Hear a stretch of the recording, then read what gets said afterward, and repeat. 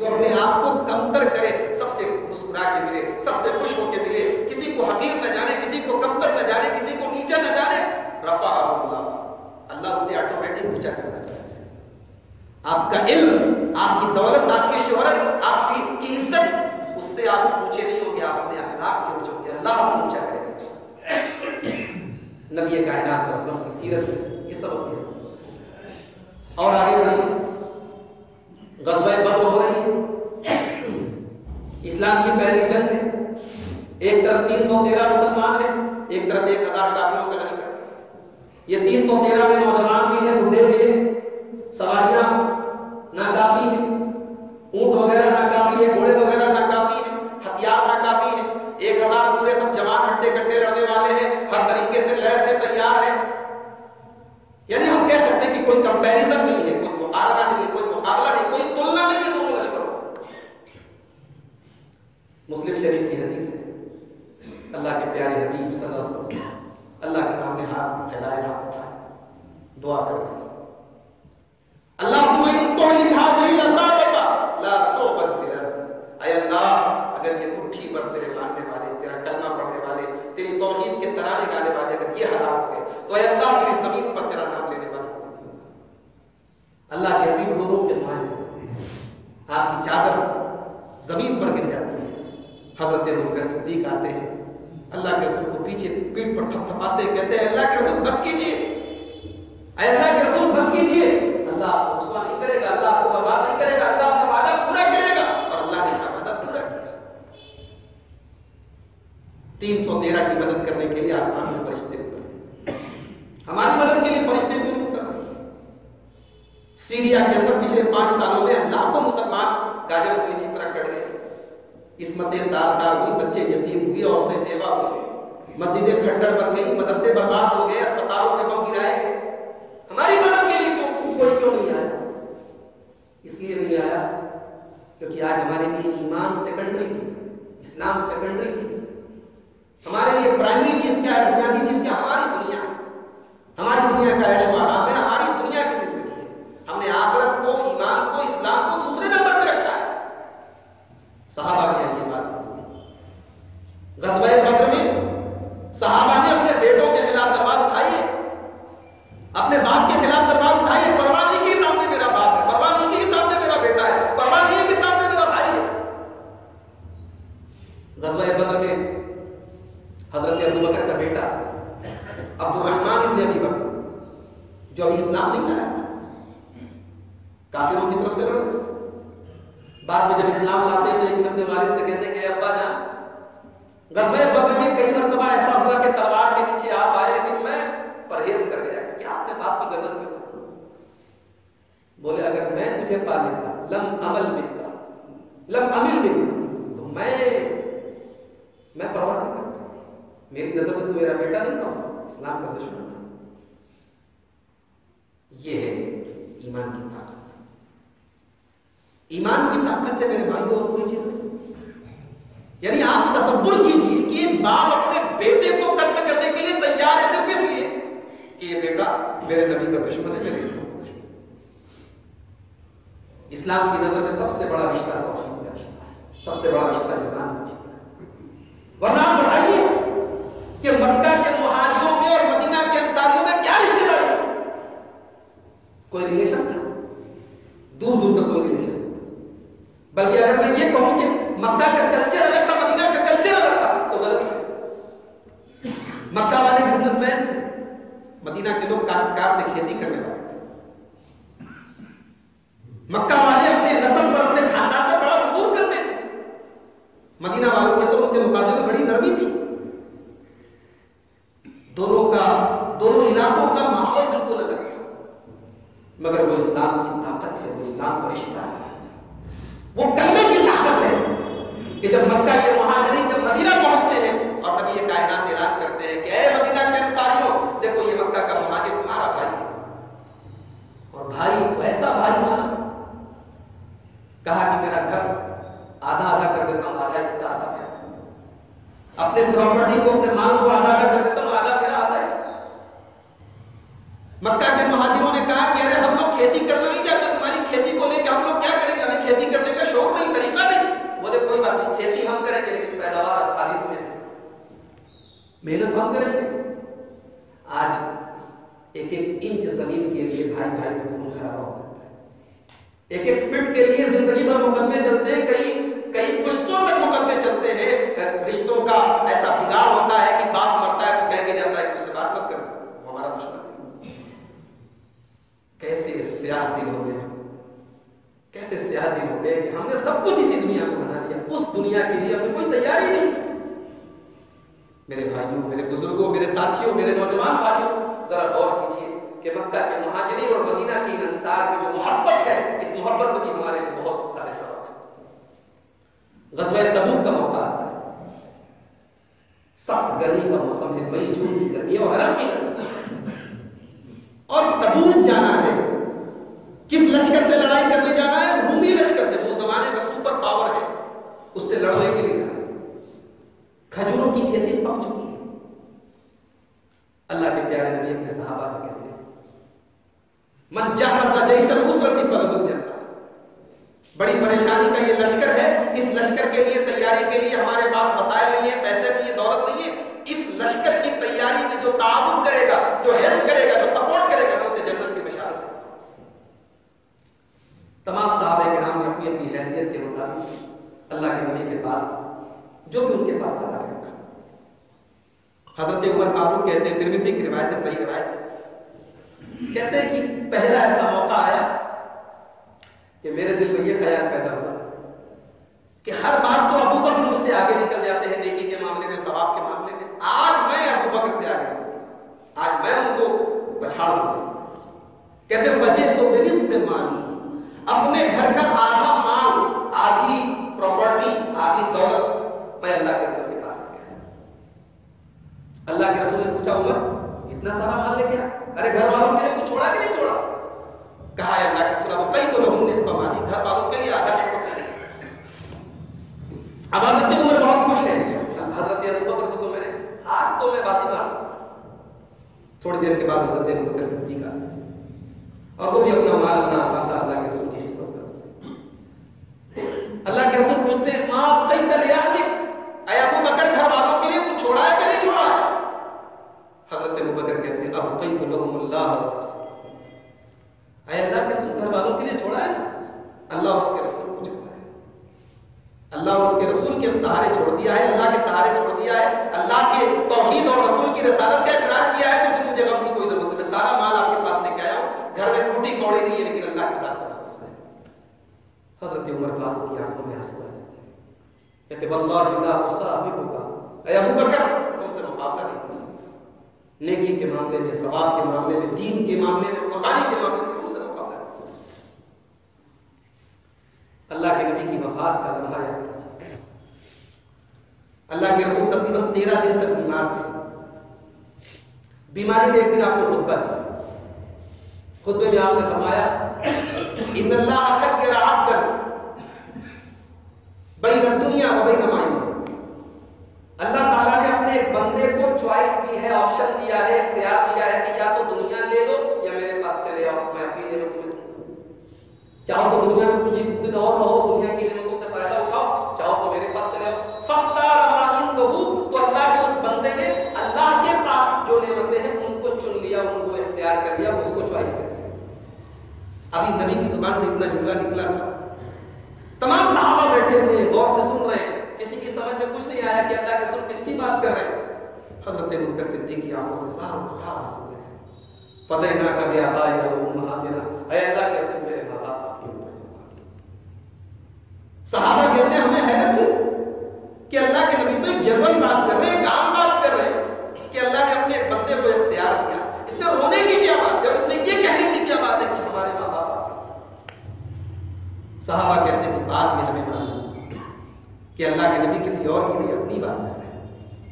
اللہ نے کسی اور کو نہیں, اپنے نبی کو یہ اختیار دیا تھا, اور اللہ کے نبی نے دنیا کی زندگی کو چھوڑ کر اپنے رب کی نعمتوں کو اختیار کیا تھا. یعنی یہ اللہ کے رسول کی طرف سے ایک سمبل تھا, ایک علامت تھی, ایک پہچان تھی کہ اب میری موت کا وقت قریب آ چکا ہے. اور جب اسلام کی تاریخ کا وہ سب سے دردناک دن آتا ہے, سوموار کا دن آتا ہے, اللہ کے رسول کی وفات کا دن آتا ہے, میرے پیارے ساتھی، وہ منظر بھی ہمیں اولاد کو یاد کرنا چاہیے۔ فجر کی نماز ہو رہی، اللہ کے نبی کی طبیعت میں تھوڑا افاقہ ہوتا ہے، تھوڑا آرام ہوتا ہے، اپنے حجرے کا پردہ ہٹاتے ہیں، سامنے صحابہ کرام نماز پڑھ رہے ہیں۔ اور نماز کی امامت کون کرا رہا ہے؟ ابو بکر صدیق کرا رہے ہیں۔ اور جب اللہ کے رسول بیمار ہوئے اور جمعرات کے دن مغرب کی نماز آپ نے لاسٹ نماز، آخری نماز آپ نے مغرب کی نماز پڑھائی جمعرات کے دن، وفات کے 4 دن پہلے، آپ کی زندگی میں 17 ٹائم کی نمازیں حضرت ابو بکر صدیق نے آپ کی زندگی میں پڑھائی۔ آخری نماز آپ نے مغرب کی پڑھائی تھی، اور اس مغرب میں لمبی قرات آپ نے کی تھی سورہ طور کی طرف۔ عشاء میں آپ اس لائق نہیں تھے کہ آپ نماز پڑھانے کے لیے، آج میں نماز کا ٹائم ہو گیا، حضرت بلال نے اذان دی تھی، صحابہ کرام انتظار کر رہے ہیں کہ اللہ کے رسول آئے نماز پڑھائیں۔ اللہ کے رسول بار بار غسل کر رہے ہیں، کھڑے ہوتے ہیں، پھر بے ہوش ہو کے گر جاتے ہیں، غشی آ جاتی ہے، نہیں اس لائق نہیں ہے کہ آپ نماز پڑھ سکیں۔ آپ صحابہ سے کہتے ہیں کہ ابو بکر سے کہو نماز پڑھائیں۔ حضرت عائشہ رضی اللہ تعالیٰ عنہ کہنے لگی ہے اللہ کے رسول میرے باپ سے نماز مت پڑھوائے، میرے باپ ابو بکر بڑے کمزور دل کے ہیں، آپ کی جگہ مصلے پر کھڑے ہوں گے تو رونے لگیں گے، نماز نہیں پڑھا پائیں گے، ان کی آواز لوگوں تک نہیں پہنچے گی، کسی اور سے نماز پڑھوائیے، حضرت عمر سے پڑھوا لیجیے۔ اللہ کے رسول نے فرمایا مروا فلیصلی بالناس، ابو بکر سے کہو نماز پڑھائیں، کسی اور کو نماز پڑھانے کی اجازت نہیں ہے، ابو بکر سے کہو نماز پڑھائیں۔ حضرت عائشہ بعد میں کہتی ہے، بخاری شریف کی حدیث ہے، کہ میرے دل میں یہ خیال تھا کہ نبی کی زندگی میں کوئی نبی کے مسئلے پر چڑھا اور نبی کا انتقال ہو گیا تو لوگ اس کو منحوس سمجھیں، یہ میرا اپنا ذاتی خیال تھا، اور اسی لیے میں چاہتی تھی کہ میرے باپ نماز پڑھیں، لیکن اللہ کے رسول نے پریشر ڈالا نہیں وہی پڑھائیں گے، اور میرے اعتراض کو کوئی اہمیت نہیں۔ حضرت ابو بکر نے نماز پڑھی، اور یہیں سے ایک سبق ملا کہ صحابہ کرام میں کوئی اس لائق نہیں ہے کہ جو ابو بکر سے آگے نکل سکے، کسی کی یہ مجال نہیں ہے کہ جو حضرت ابو بکر کے رہتے نبی کے مصلے پر جائے۔ تو ذرا بتاؤ کہ اگر کوئی یہ دعویٰ کرتا ہے نعوذ باللہ کہ حضرت علی رضی اللہ تعالیٰ عنہ نعوذ باللہ وہ خلافت کے زیادہ حقدار تھے اور حضرت ابو بکر نے غصب کر دیا، تو کتنا بڑا جھوٹا آدمی، کتنا بڑا مکار آدمی، کتنا بڑا منافق آدمی۔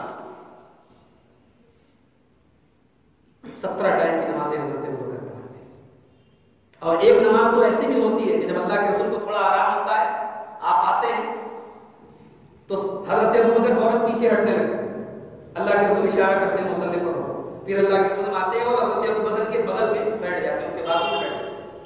اب نماز اللہ کے رسول پڑھا رہے ہیں اور اللہ کے رسول کی ابتدا حضرت ابو بکر کر رہے ہیں کھڑے ہو کے، اور حضرت ابو بکر کی ابتدا پیچھے تمام مقتدی لوگ کر رہے ہیں۔ ایک نماز ایسی ہوئی، لیکن دوشنبہ کے دن، پیر کے دن، سوموار کے دن، اللہ کے نبی کے انتقال کے دن جو فجر کی نماز ہوئی وہ حضرت ابو بکر صدیق پڑھا رہے ہیں۔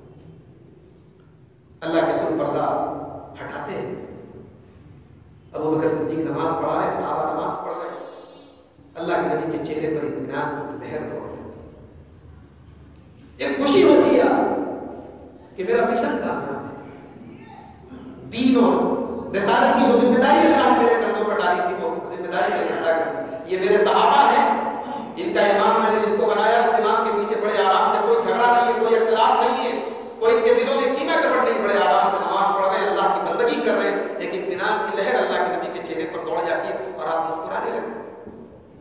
صحابہ کرام نماز پڑھ رہے ہیں اور محسوس ہو جاتا ہے کہ اللہ کے نبی پردہ ہٹا کے حجرے کے دروازے پر موجود ہیں۔ صحابہ کرام نماز میں ان سے کنٹرول نہیں ہوتا کہ کیسے اپنے نبی کا دیدار کریں۔ صحابہ کرام حضرت ابو بکر کو اشارہ بھی کرنے لگتے کہ چلو چلو پیچھے آؤ، اللہ کے رسول آ رہے ہیں، لیکن اللہ کے رسول صلی اشارے سے کہتے ہیں کہ حضرت ابو بکر ہی نماز پڑھاتے ہیں۔ یہ وہ آخری نماز تھی جو اللہ کے رسول کی آنکھوں سے آپ نے دیکھی، اس کے بعد آپ کا انتقال کی تفصیلات میں فی الحال اس کو نہیں بیان کر رہا ہوں۔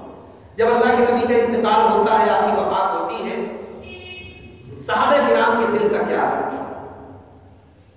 یعنی آپ یوں کہہ لیں کہ اس سے بڑا کوئی صدمہ صحابہ کے اوپر نہیں کرنا، دماغ کنٹرول میں نہیں۔ حضرت عمر تو کہہ رہے واللہ ما بعد رسول اللہ صلی اللہ علیہ وسلم، اللہ کے رسول کی وفات نہیں ہوئی، آپ کا انتقال نہیں ہوا ہے، اللہ نے آپ کو ویسے ہی بلایا ہے جیسے حضرت موسیٰ علیہ السلام کو کوہ طور پہ بلایا تھا. اللہ کے رسول آئیں گے اور جو لوگ کہہ رہے ہیں کہ اللہ کے رسول کا انتقال ہو گیا ان کے ہاتھ پیر کاٹ دیں. یہ حضرت عمر کیوں کہہ رہے ہیں؟ محبت میں کہہ رہے ہیں.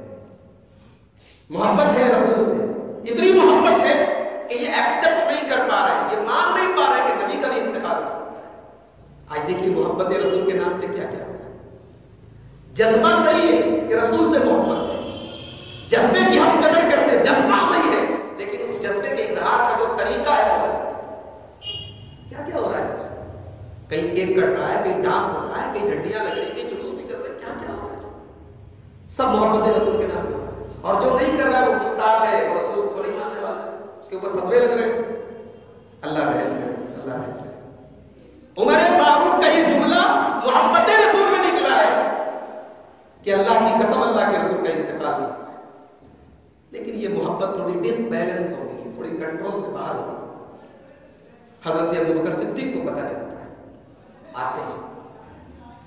آتے ہی سیدھے اللہ کے رسول کے حجرے میں, اللہ کے رسول کے جسم مبارک آپ کے بستر پہ موجود ہے. اللہ کے رسول کی پیشانی کا بوسہ لیتے ہیں, کہتے بے ابی کا وہ امی طب حیا و میتا, میرے ماں باپ آپ کے اوپر قربان. اے اللہ کے رسول آپ کی زندگی بھی بڑی پاکیزہ تھی, آپ کی موت بھی بڑی پاکیزہ ہے. واللہ لا یمیتک اللہ موتین ابدا, اے میرے نبی اللہ سب کو ایک موت دیتا ہے, آپ کو بھی ایک ہی موت آئے گی, دو موت نہیں آئے گی. یہ ابوبکر صدیق کے جملے. پھر مسجد میں آتے ہیں, حضرت عمر بالکل اتاو میں, غصے میں, جذبات میں کھڑے, کہتے ہیں اللہ رسلی کا بیٹھ جاؤ عمر, کیوں اتنے جوش میں, بیٹھ جاؤ.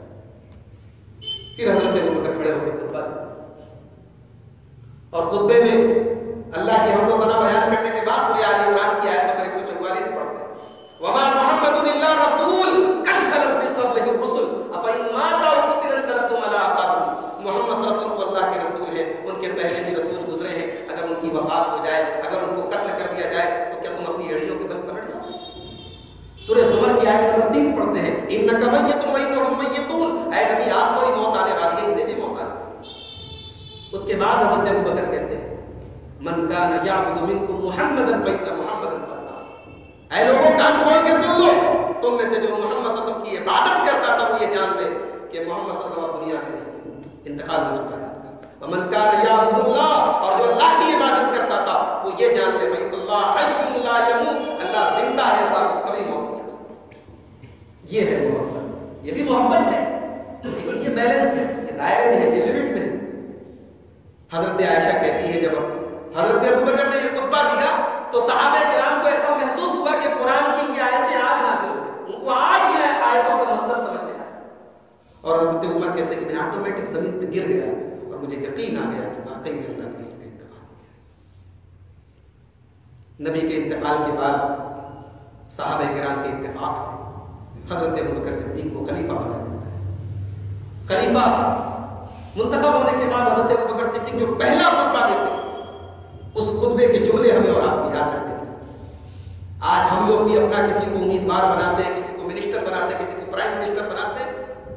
آج ہماری دنیا کے بہت سارے مسلم ممالک کے بھی وہاں کے حکمراں ہیں, لیکن آج صدیق اکبر جیسے حکمراں, عمر فاروق کے جیسی خلافت کرنے والے خلیفہ ہونے کے بعد جو پہلا خطبہ دیتے کہتے ہیں ایھا الناس انی ولیت علیکم ولست بخیر, اے لوگوں مجھے تمہارا امیر تو بنا دیا گیا ہے لیکن میں تمہیں بہت اچھا آدمی ہوں, میں سب سے بہتر نہیں ہوں, مجھے بنا دیا گیا ہے, میں سب سے بہتر نہیں ہوں.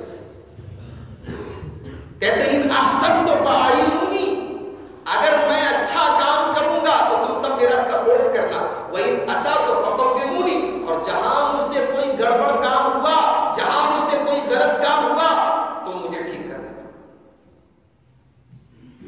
اس کے بعد کہتے ہیں الصدق امانہ والکذب خیانہ, اے لوگوں سچائی ایک امانت ہے اور جھوٹ بہت بڑی بےایمانی ہے. القوی فیکم ضعیف عندی, اے لوگوں جب تک کمزور کو اس کا حق نہ دلا, جب تک طاقتور جو کمزور پر ظلم کر رہا ہے اس سے حق لے کے میں کمزور کو اس کا حق نہ دلا دوں, تب تک میں چین سے بیٹھنے والا ہوں. اے لوگوں تب تک میری اطاعت کرنا جب تک میں اللہ اور اس کے رسول کی اطاعت کر رہا ہوں, اور جس دن میں نے اللہ اور اس کے رسولوں کی नाफरमानी की, तुम मेरी इताअत मत करना। ये अबू बकर सिद्दीक बोल रहे। जरा आप सोचिए, आज नबी की बात के सामने इमामों का नाम लिया जाता है, पीरों का नाम लिया जाता है, बुजुर्गों का नाम लिया जाता है। ये नबी के बाद सबसे अफजल इंसान बोल रहा है, नबी के सहाबा में सबसे मुकद्दस सहाबी बोल रहे हैं कि अगर मेरी बात भी अल्लाह और उसके रसूल के खिलाफ हो तो छोड़ देना। अल्लाह के रसूल अपने इंतकाल के पहले रोमियों से लड़ने के लिए एक लश्कर तैयार करते हैं। उस लश्कर का कमांडर 17 साल के एक नौजवान हजरत उसामा इब्न ज़ैद। आज उसामा इब्न ज़ैद जैसे नौजवान आपको नहीं मिलेंगे। आज हैप्पी न्यू ईयर की पार्टी है, शहर के तमाम 5 स्टार होटल्स बुक हैं, नाच होंगे, गाने होंगे, शराब होगी, शबाब होगी, और आपको ये जानकर हैरत होगी कि उन नाचने गाने वालों में एक बड़ी तादाद अपने मुसलमान नौजवान थे। ये नौजवान जो इस उम्मत का कैपिटल है, सरमाया है, इनको पता ही नहीं कि हमारी वैल्यू क्या है। ये शराब के पीछे, शबाब के पीछे, लड़कियों के पीछे, दुनिया के पीछे मारे जा रहे हैं। काश इनको अपनी नौजवानी की वैल्यू मालूम होती। बड़े बड़े सहाबा का कमांडर बनाया नबी कायनात ने हजरत उसामा इब्न ज़ैद को, और सबक दिया कि अगर किसी जिम्मेदारी को संभालने के लायक कोई नौजवान है तो नौजवान को आगे। उसामा इब्न ज़ैद को अपने कमांडर बनाया। लेकिन ये लश्कर अभी रास्ते ही में था, मदीना से 3 मील दूर गया था, तकरीबन 5-6 किलोमीटर दूर गया था कि पता चला कि अल्लाह के नबी बीमार हो गए, लश्कर रुक गया। फिर पता चला कि अल्लाह के नबी का इंतकाल हो गया है, लश्कर मदीने को वापस चला गया। अब अल्लाह के नबी की वफात के बाद हालात बहुत खराब हो गए। कुछ लोगों ने झूठे नबूवत का दावा कर दिया, मुसैलमा कज़्ज़ाब, असवद अंसी, झूठे नबी बहुत सारे पैदा हो गए। कुछ लोगों ने ज़कात देने से इनकार कर दिया, बोले हम ज़कात अल्लाह के नबी की जिंदगी में देते थे, अल्लाह के नबी का इंतकाल हो गया, हम ज़कात नहीं देते।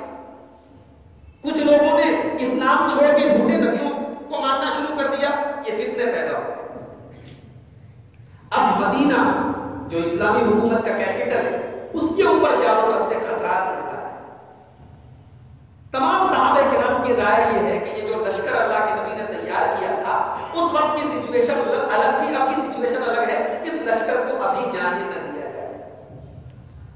हजरत अबू बकर सिद्दीक ने कहा है, जिस लश्कर को अल्लाह के नबी ने तैयार कर दिया, भेजने के लिए रेडी कर दिया, उस लश्कर को मैं रोक नहीं सकता। सहाबा ने कहा, अबू बकर अमीरुल मोमिनीन, मदीना की हिफाजत कौन करेगा? मदीना पर हमला हो गया तो हमारा बचाव कौन करेगा? कहा सुनो, उम्महातुल मोमिनीन के दोपट्टों को चील कौवे अगर उड़ के लेके चले जाएं, कुत्ते भौंकने लगे, ये हालात भी पैदा हो जाए, मदीना में कोई ना बचे, अबू बकर बचे, तब भी उसामा इब्न ज़ैद के लिए लश्कर जरूर रवाना होगा, क्योंकि इस लश्कर को मैंने नहीं, जनाब मोहम्मद रसूलुल्लाह सल्लल्लाहु अलैहि वसल्लम ने रवाना किया। आमतौर से जब हज़रत अबू बकर की बात आती है तो कहा जाता है बड़े नरम दिल थे, उनके अंदर बड़ी नरमी थी। और हज़रत उमर की बात आती है तो कहते उमर बड़े सख्त थे। मगर हज़रत अबू बकर सिद्दीक ने सबक दे दिया कि जहां नरमी की जरूरत है वहां नरम हूं, जहां गर्मी की जरूरत है वहां मैं गर्म हूं, जहां सख्ती की जरूरत है वहां मैं सख्त। जो लोग ज़कात नहीं दे रहे तो उनसे लड़ने का मामला है। हज़रत उमर फारूक ने कहा कि ऐ उमर, ऐ अबू बकर, ऐ अमीरुल मोमिनीन, ठीक है वो लोग ज़कात नहीं दे रहे लेकिन कलमा तो पढ़ रहे, और अल्लाह के नबी की हदीस है कि जो कलमा पढ़ ले, जो ला इलाहा इल्लल्लाह का इकरार कर ले, उसकी जान माल हमारे लिए महफूज है, उसकी जान माल पर हम हमला नहीं कर सकते। तो आप ऐसे लोगों से कैसे लड़ाई करेंगे, कैसे लश्कर भेजेंगे? हज़रत अबू बकर सिद्दीक ने कहा, वल्लाहि लउक़ातिलन्न मन फ़र्रक़ बैन अस्सलाति वज़्ज़कात। ऐ उमर सुनो, इस्लाम एक मुकम्मल दीन है। इस्लाम में जैसे नमाज है वैसे ज़कात है। कोई नमाज पढ़े और ज़कात न दे, मैं उसको मुसलमान नहीं मानता। जो नमाज और ज़कात में फर्क करे, मैं उसे मुसलमान नहीं समझता। ऐ उमर, वल्लाहि लौ मनऊनी इक़ालन लक़ातलतुहुम अला अमलिहिम। अगर ये लोग नबी की जिंदगी में अगर एक रस्सी देते थे, ऊंट को बांधने वाली एक रस्सी भी अगर देते थे, अगर आज वो रस्सी भी देने से ये इनकार करेंगे तो अबू बकर उनसे लड़ाई करेंगे, उनसे जंग करेंगे। ये अबू बकर का जज्बा था। हजरत उमर कहते हैं बाद में कि हजरत अबू बकर की वो पॉलिसी, उनकी वो राय ही सही साबित हुई, और मुझे भी समझ में आ गया कि मैं गलत था। میرے ساتھیوں یہ حضرت ابوبکر صدیق تھے. کسی کی سیرت جب بیان کی جاتی ہے تو واقعات اس کی زندگی کے بہت سارے پہلو ہوتے ہیں. ایک تقریر میں ایک مجلس میں ان سارے پہلوؤں کو بیان کرنا ممکن نہیں. میں نے کوشش کی ہے جو حضرت ابوبکر صدیق کی زندگی کے اہم واقعات کو میں نے آپ کے سامنے بیان کیے. 63 سال کی عمر پائی حضرت ابوبکر صدیق. 13 جمادی الاخری سن 13 ہجری کو حضرت ابوبکر صدیق کا انتقال ہوا. سوموار کا دن تھا. انتقال کے پہلے حضرت ابوبکر صدیق جب بیمار تھے 15 دن تک بیمار ہونے کے بعد انتقال ہوا تو ان کی بیٹی حضرت عائشہ ان سے ملنے گئی. آپ کو پتا ہے حضرت عائشہ اللہ کے رسول کی کتنی چہیتی بیوی. اللہ کے رسول کی تمام بیویوں میں سب سے زیادہ کس سے محبت اللہ کے رسول کرتے تھے؟ حضرت عائشہ سے. اللہ کے نبی کا انتقال کس کی گود میں ہوا؟ حضرت عائشہ کی گود. انتقال کے وقت حضرت عائشہ کا اور اللہ کے نبی کا لواء دہن مل گیا. یہ حضرت عائشہ کا مقام اور مرتبہ ہے. تو حضرت عائشہ ملنے کے لیے اپنے باپ بیمار ہیں ان کی تیمارداری کے لیے عالم کے لیے. تو حضرت ابوبکر صدیق کہتے ہیں بیٹی یہ بتاؤ اللہ کے نبی کا انتقال کون سے دن ہوا؟ اپنی بیٹی سے پوچھیں کیونکہ پتا ہے کہ بیٹی نالج والی. پتا چلا کہ علم جہاں سے ملے آپ سے چھوٹا ہے تو ملے. علم عمر دیکھ کے نہیں آتا. علم خاندان دیکھ کے نہیں آتا. اگر آپ کا بیٹا آپ سے زیادہ علم والا ہے تو بیٹے سے دین کہے. حضرت ابوبکر کہتے ہیں بیٹی اللہ کے رسول کا انتقال کون سے دن ہوا تھا؟ کہا ابا جان سوموار کے دن. کہا آج کون سا دن ہے؟ کہا سوموار کے. کہا کہ کاش آج میری بھی موت ہو جائے. نبی کا انتقال سوموار کے دن ہوا تو میرا بھی انتقال آج. اچھا بیٹے یہ بتاؤ فی کم کفن تو نبی صلی اللہ علیہ وسلم اللہ کے نبی کو کفن میں کتنے کپڑے دیے گئے تھے؟ کتنے کپڑوں میں کفنائے گئے تھے؟ حضرت عائشہ نے کہا فی ثلاثۃ بیض سحولیۃ اللہ کے نبی کو 3 چادروں میں کفنایا گیا تھا. کہا بیٹی ایک کام کرو یہ سامنے میرا کپڑا رکھا ہوا ہے اس کپڑے کو دھو دینا اور 2 چادر اور ملا کے 3 کپڑوں میں مجھے کفنا. وہ جو کپڑا اشارہ کر کے حضرت ابوبکر بتا رہے تھے وہ کپڑا وہی تھا جو بیماری کو پہنا کرتے تھے. اس میں داغ وغیرہ لگے ہوئے تھے پرانا کپڑا. حضرت عائشہ کہنے لگی ابا جانو بھی اتنے کہہ گزرے نہیں ہے کہ آپ کو پرانے کپڑے میں کفنا ہے. اس کپڑے میں تھوڑی کفنا ہے کہ آپ نئے کپڑے میں کفنا ہے. حضرت ابوبکر کہتے ہیں الحی احق بالجدید. میری بیٹی جو آدمی مر رہا ہے جس کو قبر میں جانا ہے اس کو کیا ضرورت ہے نئے کپڑے میں کفنانے کی؟ مجھے جس کپڑے میں بھی کفناؤں گی انما ہوا للمہلہ اسے مٹی میں مل جانا ہے اسے خون میرے جسم کو اسی میں گل جانا ہے. مجھے نئے کپڑے میں کفنانے کی ضرورت ہے. یہ حضرت ابوبکر صدیق کے آخری کلمات تھے. انتقال کے وقت ان کی زبان پہ یہی جملہ تھا توفنی مسلما والحقنی بالصالحین. اے اللہ مجھے مسلمان بنا کے دنیا سے اٹھا اور نیک لوگوں میں مجھے شامل کر دے. یہ جملہ حضرت ابوبکر کی زبان پر آخری جملہ. ایک آخری واقعہ بیان کر کے بات ختم کرتا ہوں. ایک انسان کی زندگی میں اس کی فیملی بہت معنی رکھتی ہے. اولاد کی محبت فیملی کی محبت ہر انسان کے دل میں ہوتی ہے. اگر آپ کی بیٹی کے کیریکٹر پر کوئی غلط الزام لگائے آپ کی بیٹی اور بیٹی بھی ایسی بیٹی کہ نبی کی بیوی حضرت عائشہ پر الزام لگا تھا. آپ کو معلوم ہے مشہور واقعہ جھوٹا الزام لگا تھا. اس الزام کی تردید میں اللہ تبارک و تعالیٰ نے سورہ نور کی آیتیں بھی نازل فرمائی اور بتا دیا کہ لولا اس سمے قلوب ظن المؤمنون والمؤمنات بانفسہم خیرا وقالوا ھذا افک مبین. ارے کیسے ایمان والے ہو تم؟ ایک پاک دامن عورت پر جھوٹا الزام لگا اور تم لوگوں نے ہاں ہاں کر دیا. ارے نبی کی بیوی پر الزام لگا تھا تمہاری زبان سے پہلا جملہ یہ نکلنا چاہیے تھا ھذا افک مبین. یہ تو بہت بڑا الزام ہے بہت بڑا جھوٹ ہے.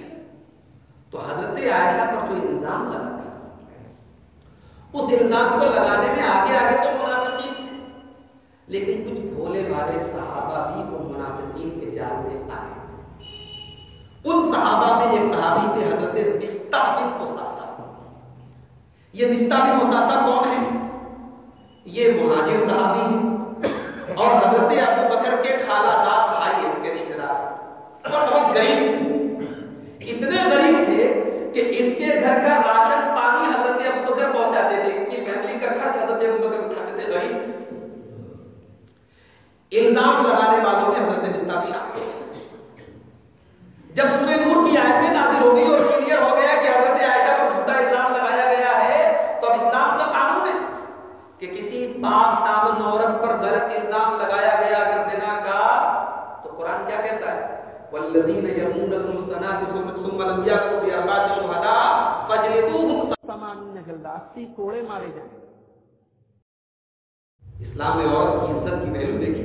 80 کوڑے مارے جائیں. آپ نے کسی عورت پر اگر زنا کا جھوٹا الزام لگایا، آپ 80 کوڑے کھائیں گے، 80 کوڑے مارے جائیں گے. چنانچہ 80 کوڑے جن صحابہ کو، منافقین کے ساتھ ساتھ جن صحابہ کو مارے گئے، ان میں حضرت مصطفیٰ کو صحابہ شامل. جب حضرت ابوبکر کو پتہ چلا کہ میرا خالہ زاد بھائی ہو کے، میرا رشتہ دار ہو کے، اور پھر میں اس کا گھر چلاتا ہوں، اس کی فیملی کا خرچ اٹھاتا ہوں، میری بیٹی پر الزام لگانے والوں میں یہ بھی شامل تھا، تو حضرت ابوبکر نے قسم کھائی کہ آج کے بعد 1 روپیہ بھی میں مصطفیٰ کے اوپر خرچ نہیں کروں گا. حضرت ابوبکر نے قسم کھائی. حضرت ابوبکر نے قسم کھائی. اللہ نے سورہ نور کی آیت نازل کر وَلَا يَأْتَلِ أُولُو الْفَضْلِ مِنْكُمْ وَالسَّعَةِ أَن يُؤْتُوا أُولِي الْقُرْبَى وَالْمَسَاكِينَ وَالْمُهَاجِرِينَ فِي سَبِيلِ اللَّهِ. جو تم میں سے صاحب حیثیت ہے، پیسے والے لوگ، وہ کبھی ایسی قسم نہ کھائیں کہ وہ غریبوں پر، رشتہ داروں پر اور اللہ کی راہ میں ہجرت کرنے والوں پر پیسہ بھی خرچ کریں. ایسی قسم ہرگز نہ کھائیں. وَلْيَعْفُوا وَلْيَصْفَحُوا، معاف کر دو، درگزر کر دو. الا تحبون ان یغفر اللہ لکم، کیا تم یہ نہیں چاہتے کہ اللہ تمہیں معاف کر دے؟ یہ سوال گویا کہ اللہ تعالیٰ کی طرف سے حضرت ابوبکر سے کیا جا رہا ہے کہ اے ابوبکر، ٹھیک ہے مصطفیٰ نے تمہاری بیٹی کے اوپر جھوٹا الزام لگایا، اس کو اس کی سزا مل گئی، چلو غلطی ہو گئی، لیکن تم اتنی بڑی غلطی کیوں کر رہے ہو؟ تمہیں اگر اللہ نے نوازا ہے، پیسہ دیا ہے، اور تم اس کے اوپر خرچ کر دیتے تو ایسی قسم کیوں کھا رہے ہو کہ ہم خرچ نہیں کریں؟ الا تحبون ان یغفر اللہ، کیا تمہیں یہ پسند نہیں کہ اللہ تمہیں بخش دے، تمہیں معاف کر دے؟ حضرت ابوبکر زار قطار رونے لگتے ہیں، کہتے بلا اے اللہ، کیوں نہیں اے اللہ، میں یہی چاہتا ہوں کہ تم بخش. یہ قربانیاں میں نے کیوں دی ہیں؟ میں نے مکہ چھوڑ کے مدینہ میں کیوں آیا ہوں؟ تیرے نبی کے ساتھ ساتھ کیوں رہا ہوں؟ اسی لیے تو رہا ہوں کہ اے اللہ تو مجھے بخش دے. اے اللہ، اتنی بڑی بات تو کہہ رہا ہے کہ لا تحبون ان یغفر اللہ لکم، کیا تم یہ نہیں چاہتے کہ اللہ تمہیں بخش دے؟ اے اللہ، ابوبکر کیوں نہیں اپنے آپ کو بخشوانا چاہے گا؟ اے اللہ، میں اپنی قسم واپس لیتا ہوں، میں مصطفیٰ کے اوپر پہلے کی طرح پیسہ خرچ کروں. یعنی آپ سوچئے، ہم اور آپ سوچیں کہ کیا ہمارے لیے ایسا پاسبل ہے؟ آج ذرا سی باتوں پہ، جھوٹی باتوں پہ، غلط باتوں پہ ہم ایک دوسرے سے بدزن ہو جائے، تحقیق بھی نہیں کرتے کہ بات حقیقت میں کیا تھی، ہم دشمنی بول لے لیتے ہیں، زندگی پر بات نہیں کرتے، خاندانی جھگڑے پیدا ہو جاتے ہیں. اللہ کے بندو سب سے بڑی چیز ہے اللہ کا ڈر، اللہ کا تقویٰ، اللہ کی مغفرت. ہمیں اللہ تعالیٰ معاف کر دے. لہٰذا اگر ہم ایسے بننا چاہتے ہیں تو ہم اپنے دل کو بھی تھوڑا چوڑا بنائیں، ہم اپنے اندر بھی معافی کا جذبہ. اگر ہمارے متعلق کسی نے کوئی غلط بات کہہ دی، ہمیں کسی نے برا بھلا کہہ دیا اور ہم سے وہ معافی مانگ رہا ہے یا اسے اپنی غلطی کا احساس ہے، معاف کر دو بھائی، معاف کر دو. بہت پیٹ مار کھانا بنو، معاف کرنے والے اللہ کو زیادہ پسند ہے. تو یہ حضرت ابوبکر صدیق کی زندگی کے چند اہم پہلو میں نے آپ کے سامنے بیان کیے. انشاءاللہ یہ سلسلہ اتحاد والوں نے اگر چاہا تو آگے بھی چلتا رہے گا اور مزید صحابہ کرام کی زندگی آپ کے سامنے بیان ہوگی. اللہ تبارک و تعالیٰ سے دعا ہے اللہ تعالیٰ ہم سب کو، خاص طور سے ہمارے نوجوان ساتھیوں کو، حضرت ابوبکر صدیق کی زندگی کے ان پہلوؤں سے عبرت اور نصیحت حاصل کرنے کی توفیق عطا فرمائے. رب العالمین ہمیں بھی دین کے لیے اپنی اپنی حیثیت کے مطابق قربانی کا جذبہ دینے کی، اپنے اندر پیدا کرنے کی توفیق عطا فرمائے. رب العالمین ہم سب کو بدعات سے، خرافات سے، گمراہیوں سے، ضلالتوں سے، برائیوں سے، گندگیوں سے بچائے. رب العالمین ہم سب کی روزی روٹی میں، کاروبار میں، رزق میں برکت عطا فرمائے. ہم میں سے جو لوگ بیمار ہیں اللہ ان کو شفا عطا فرمائے. جو بیچارے مجبور ہیں، کمزور ہیں، کسی بھی قسم کی تکلیف میں ہیں، اللہ ان کی تکلیف کو دور فرمائے. اللہ ہم سب کے جائز مقاصد کو پورا کرے. جب تک دنیا میں زندہ رہے، اسلام پر زندہ رہے اور خاتمہ ہمارا ایمان پر ہو. آمین. وآخر دعوانا الحمد للہ رب العالمین. السلام علیکم و رحمۃ اللہ وبرکاتہ.